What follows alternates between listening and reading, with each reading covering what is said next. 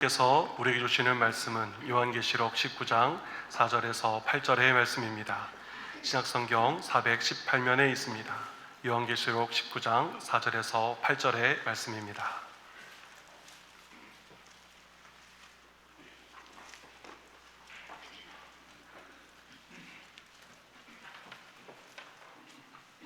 다 폈으면 함께 교도하시겠습니다.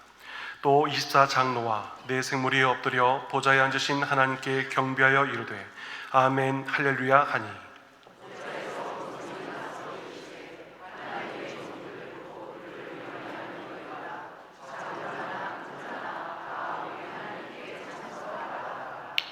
또 내가 들으니 허다한 무리의 음성과도 같고 많은 물소리와도 같고 큰 우레소리와도 같은 소리로 이르되 할렐루야 주 우리 하나님 곧 전능하신 이가 통치하시도다.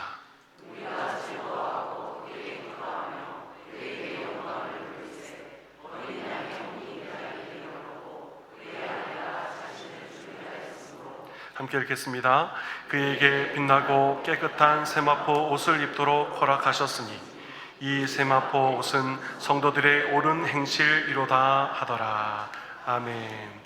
할렐루야 찬양대 찬양드린 후에 담임 목사님 나오셔서 할렐루야 귀한 찬양으로 하나님께서 영광 받으신 줄 믿습니다.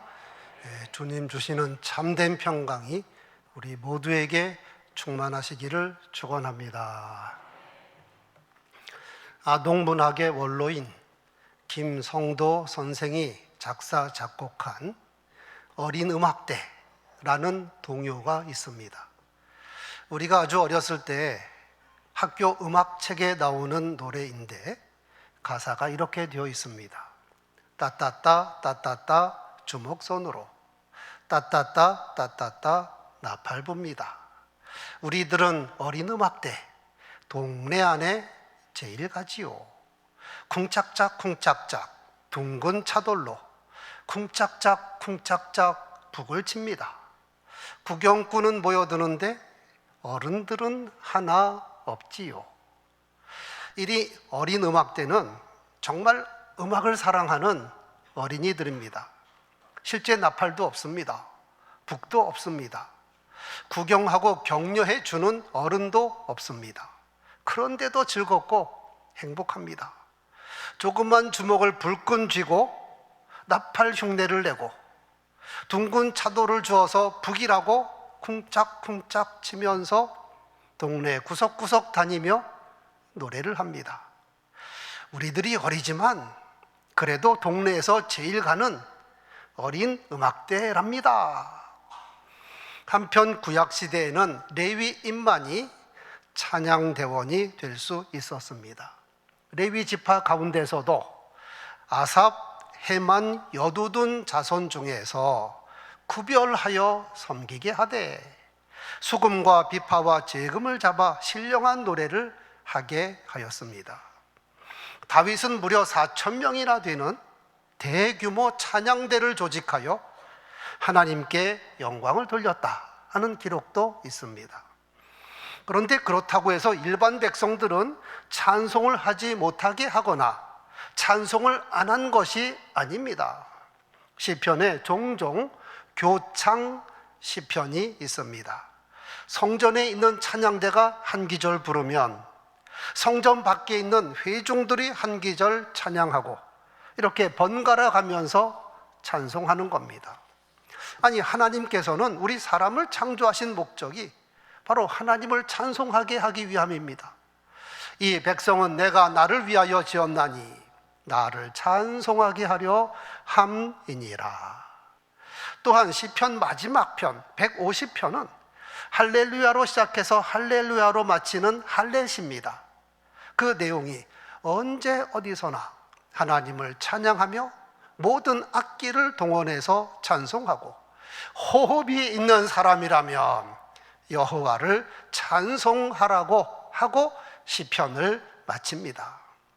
그러므로 구원받은 우리들은 이 땅에서부터 쉬지 말고 하나님 찬양하는 삶을 살아야 합니다. 찬송과 기도는 하늘과 땅의 온라인입니다. 이 땅에서 기도하면 하늘나라에 연결되듯이 이 자리에서 찬송하면 하나님께서 영광 받으실 뿐 아니라 바로 이 자리에 하나님의 나라가 임하는 것입니다. 이 땅에서도 항상 찬송하지만 완성되는 하나님 나라에서는 영원토록 찬송하는 것이 성도의 본분이며 의의인 것을 믿으시기 바랍니다. 오늘 본문은 천국에서 어린 양의 혼인잔치를 준비하는데 24장로와 네 생물이 엎드려 보좌에 앉으신 하나님께 경배하여 이르되 아멘 할렐루야 아멘 할렐루야. 여기서 24장로란 구약의 12지파, 신약의 12사도 이 합한 숫자입니다. 즉 구약시대, 신약시대 다 합하여 구원받은 성도의 대표자들입니다. 네 생물이란 에스겔 1장 5절, 이사야 6장 2절에 근거하여 모든 피조물을 대표하는 겁니다. 그런데 이 대표자만 찬송하는 것이 아니라 구원받은 모든 성도들은 바로 찬송하고 있습니다. 24장로와 네 생물이 찬송한 후 장로 중 한 사람이 하나님의 종들 곧 그를 경외하는 너희들아 작은 자나 큰 자나 다 우리 하나님께 찬송하라 외쳤습니다. 그러니까 구원받은 모든 성도와 천군 천사들이 찬송하는데 찬송 소리가 얼마나 웅장하고 얼마나 경건한지 허다한 무리의 음성과도 같고 많은 물소리와도 같고 큰 우레소리와도 같은 소리로 이르되 할렐루야 우리 주 하나님 곧 전능하신 이가 통치하시도다. 우리가 즐거워하며 크게 기뻐하며 그에게 영광을 돌리세. 이렇게 찬송하니 천군 천사들이 이어서 찬송합니다. 어린 양의 혼인 기약이 이르렀고 그의 아내가 자신을 준비하였으므로 그에게 빛나고 깨끗한 세마포 옷을 입히도록 허락하셨으니 이 세마포 옷은 성도들의 옳은 행실이로다. 구원받은 성도가 어린 양이신 예수 그리스도의 신부라는 겁니다. 여러분, 하늘나라는 찬송나라인 것을 믿으시기 바랍니다. 달리 표현하면 찬송하는 곳에 하나님의 나라가 임하는 겁니다. 완성되는 하나님 나라에서는 설교할 일이 없습니다. 모두 하나님과 대면하여 사는 사람들인데 설교가 필요치 않습니다. 완성될 하나님 나라에서는 전도할 일도 없습니다. 100% 구원받은 사람들인데 전도 대상자조차 없습니다. 완성되는 하나님 나라에서는 봉사할 것도 없습니다. 천군 천사들이 성도들을 섬기는데 차량 봉사하겠습니까? 주방 봉사하겠습니까? 그러면 완성되는 하나님 나라에서는 무엇만 잘하면 될까요? 찬송, 찬송, 또 찬송. 그러므로 이 땅에서부터 쉬지 않고 찬송 부르는 사람이 천국 백성입니다. 천국에 가서 영광의 보좌 앞에서 부를 찬송을 이 땅에서부터 많이 연습하기를 바랍니다. 연습할 뿐만 아니라 지금 이곳에서 하나님의 나라를 맛보자 이 말입니다. 모든 성도가 천국 찬양대란 사실은 성경 곳곳에서 증언하고 있습니다. 애굽을 탈출하여 홍해를 기적같이 건넌 이스라엘 백성들, 대단한 기억을 경험하였고 하나님의 엄청난 능력을 체험하였습니다. 그러니까 찬송하라고 강요하지도 않았는데 자발적으로 찬송합니다. 홍해를 건넌 60만 명 모든 백성이 하나님을 찬양합니다. 홍해 찬양대.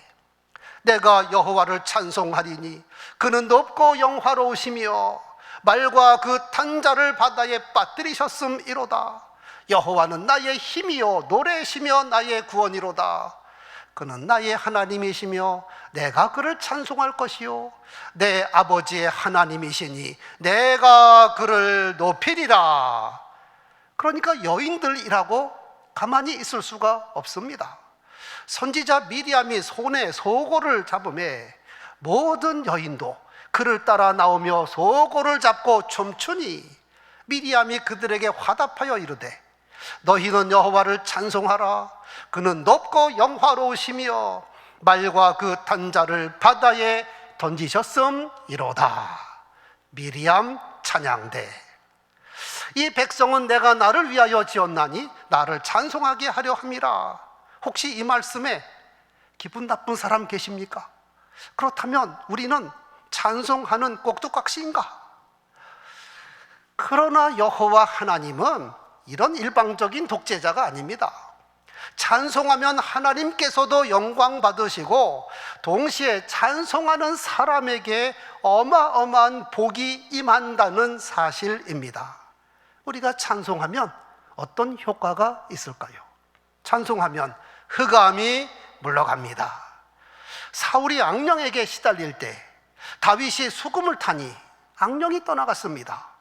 하나님께서 부리시는 악령이 사울에게 이를 때에 다윗이 수금을 들고 와서 손으로 탄즉 사울이 상쾌하여 닿고 악령이 그에게서 떠나가니라. 이것이 오리지널 뮤직 테라피입니다. 여러분, 우리가 때때로 두려움에 빠질 때가 있고 심히 낙심될 때가 있습니다. 그럴 때 소리 높여 하나님을 찬양하시기 바랍니다. 내 목소리로 부르짖듯이 내 목소리로 찬송해야 합니다. 그러면 흑암이 떠나가고 염려가 물러갑니다. 사울에게 쫓기는 다윗이 굴 속에 숨어 있었는데 얼마나 위기입니까? 그런데도 다윗은 새벽에 일어나 악기를 연주하며 하나님을 찬미합니다. 하나님이여, 내 마음이 확정되었고 내 마음이 확정되었사오니 내가 노래하고 내가 찬송하리이다. 내 영광아 깰지어다. 비파야 수금아 깰지어다. 내가 새벽을 깨우리로다. 미국의 코넬 할랜드 샌더스라는 사람은 일찍이 아버지를 여의고 많은 고생 끝에 사업도 일으켰으나 2번이나 파산을 당합니다.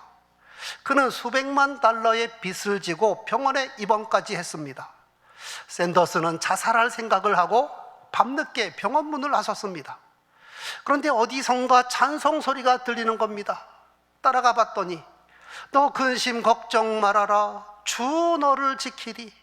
주 날개 밑에 거하라. 너 주 너를 지키리. 그 찬송은 조그마한 교회에서 한 할머니가 엎드려 부르고 있는 겁니다. 그때 갑자기 샌더스의 마음이 뜨거워졌습니다. 그는 교회 바닥에 엎드려 통곡하며 회개 기도를 드립니다. 그러자 무거운 짐이 싹 가시고 마음의 평안이 찾아왔습니다. 그리고 새 출발에 대한 힘이 솟구쳤습니다. 하지만 그는 자본금이 없기에 쓰레기를 수거하는 일부터 시작했습니다. 그리고 여기에서 번 돈으로 조그만 통닭집을 오픈했는데 이 사업이 성공을 하여 선풍적인 인기를 끌었습니다. 이것이 미국에서 유명한 샌더스 치킨이요. 샌더스는 갑자기 억만장자가 되었습니다. 이 샌더스 치킨이 그 유명한 KFC, 켄터키 프라이드 치킨, 세계적인 체인으로 발전을 한 겁니다. 또한 찬송할 때에 하나님의 영광이 나타나고 하늘의 평강이 임합니다. 선지자 이사야가 외쳤습니다. 여호와를 찬송할 것은 그가 극히 아름다운 일을 하셨음이니 이를 온 땅에 알게 할지어다. 시온의 주민아 소리 높여 부르라. 거룩하신 이가 너희 중에서 크심이니라 할 것이니라. 시편의 시인들도 이렇게 찬송합니다. 이스라엘의 찬송 중에 계시는 주여, 저는 거룩하시니이다. 여호와께서는 자기 백성을 기뻐하시며 겸손한 자를 구원으로 아름답게 하심이로다. 성도들은 영광 중에 즐거워하며 그들의 침상에서 기쁨으로 노래할지어다. 아기 예수께서 탄생하셨을 때 천군 천사들이 한 일은 찬송뿐입니다.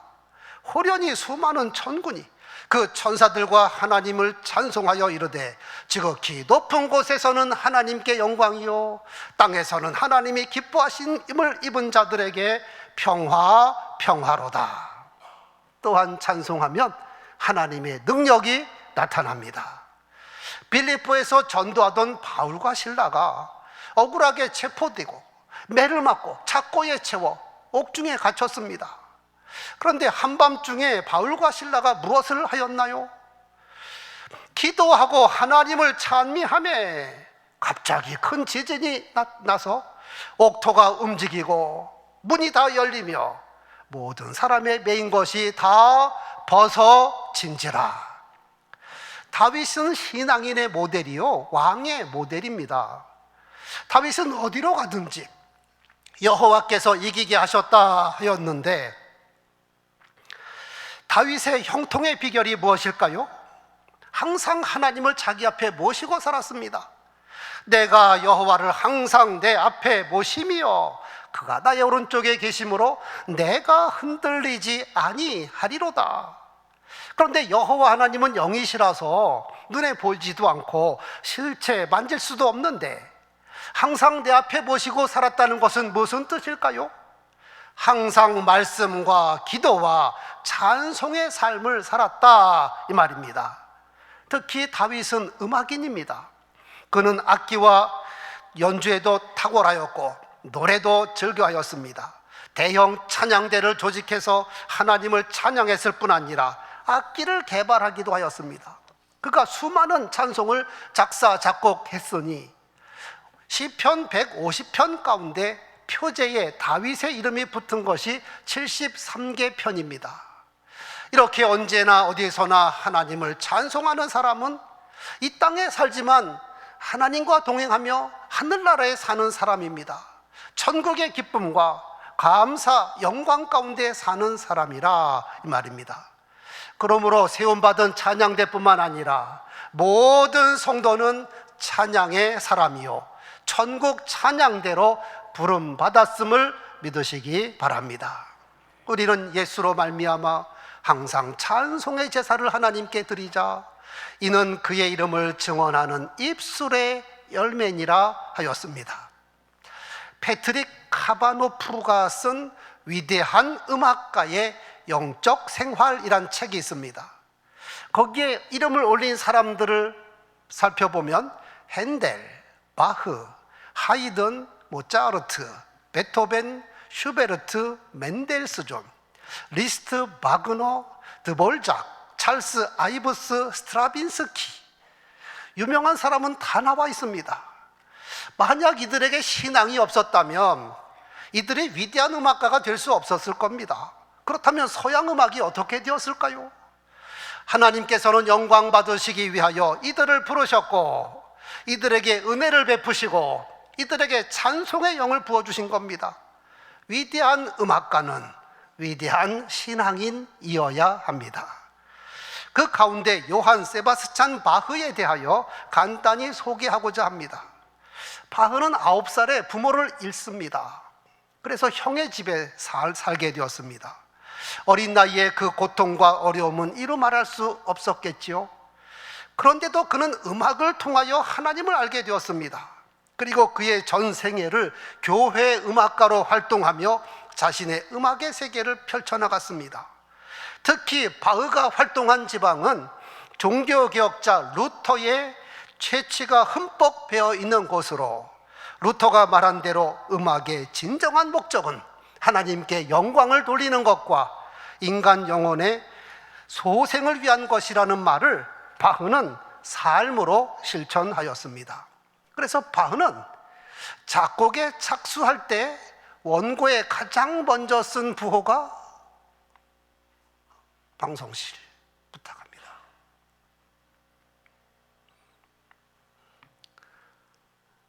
JJ 제수 주바, 예수님 도와주세요. JJ 또는 INJ 인 노민의 제수, 예수의 이름으로. 또 악보 가장 끝에는 항상 SDG 솔라 데오 글로리아, 오직 하나님께만 영광을. 이런 부호를 통해서 자기의 신앙을 고백한 겁니다. 얼마나 멋진 일입니까? 여러분, 우리가 작곡 작사를 하지 않는다 할지라도 우리 삶 가운데 항상 이 용어가 우리의 신앙이요 우리의 삶이 되기를 바랍니다. 한글만 같이 읽겠습니다. 시작. 예수님 도와주소서. 예수의 이름으로 오직 하나님께만 영광을. 바흐의 전생에는 영적으로 충만한 가운데서 음악으로 하나님께 큰 영광을 돌렸습니다. 화면됐습니다. 바흐가 가장 좋아했던 성경 기절은 역대하 5장 13절 14절이었습니다. 성전 봉헌식의 클라이막스입니다. 나팔 부는 자와 노래하는 자들이 일제히 소리내어 여호와를 찬송하며 감사하는데, 나팔 불고 재금치고 모든 악기를 울리며 소리를 높여 여호와를 찬송하여 선하시도다, 그의 자비하심이 영원히 있도다 하며, 그때에 여호와의 전에 구름이 가득한지라. 제사장들이 그 구름으로 말미암아 능히 서서 섬기지 못하였으니 이는 여호와의 영광이 하나님의 전에 가득함이었더라. 이렇게 평생 주님과 동행한 바흐, 그의 마지막 말은 이것이었습니다. 당신의 보좌 앞으로 내가 나아갑니다. 오늘 본문 속으로 들어갔다 이 말입니다. 정말 그는 신앙인이요, 멋진 음악인이요, 이 땅에 살았지만 천국인입니다. 하늘나라 가서도 아마 그는 멋진 악장이요, 지휘자가 될 것입니다. 한 사람 더 소개하고자 합니다. 페니 크로스비. 그녀는 태어난 지 6주 만에 시력을 잃고 평생 맹인으로 살았습니다. 그러나 그녀는 육신의 눈은 어두웠지만 그의 영안이 밝아서 누구보다도 하나님을 선명하게 바라보았습니다. 그녀가 작사한 찬송이 현재 우리가 사용하는 찬송가의 22곡이나 수록이 되어 있습니다. 주의 음성을 내가 들으니 사랑하는 말일세. 내가 매일 십자가 앞에 더 가까이 가오니 구세주에 흘린 보배 피로써 나를 정결케 하소서. 그녀는 인생의 발걸음이 불편한 대신에 하나님께 그의 발걸음을 맡겼습니다. 나의 갈 길 다가도록 예수 인도하시니 내 주 안에 있는 국률 어찌 의심하리요. 믿음으로 사는 자는 하늘 위로 받겠네. 무슨 일을 만나든지 만사 형통하리라. 나의 영원하신 기업 생명보다 귀하다. 나의 갈 길 다가도록 나와 동행하소서. 그녀는 이 세상에서 불편하고 고통스러운 조건에 있었지만, 그러나 찬송 가운데 계신 주님과 동행함으로 그의 삶은 오히려 기쁨과 감사가 충만한 천국인의 삶을 살았습니다. 찬송으로 보답할 수 없는 큰 사랑, 주님의 영광, 할렐루야. 후일에 생명 그칠 때 여전히 찬송 못하나 성부의 집에 깰 때에 내 기쁨 한량 없겠네. 이 모든 찬송이 크로스비가 작사한 찬송입니다. 오늘 우리가 부른 두 찬송 모두 크로스비의 찬송입니다. 그녀는 이 땅에 살았지만 은혜가 충만한, 하늘의 기쁨이 충만한 천국인으로 살았습니다. 특별히 말씀 중심의 우리 홍성교회, 말씀을 날마다 낭독하는 홍성교회 성도들은 누구보다 찬송과 가까워야 합니다. 시편 119편 164절에 이런 고백이 있습니다. 주의 의로운 규례로 인하여 내가 하루 7번씩 주를 찬양하나이다. 내게 주신 생명의 양식 하나님의 말씀과 영원히 목마르지 않는 생수 예수 그리스도로 인하여 내가 하루에 7번씩 주님을 찬양합니다. 꼭 7곡이 아니라 완전수, 끊임없이 늘 하나님을 찬미합니다. 우리 모두 이 땅에 살지만 말씀과 기도와 찬송으로 인하여 천국 백성으로 살기를 축원합니다.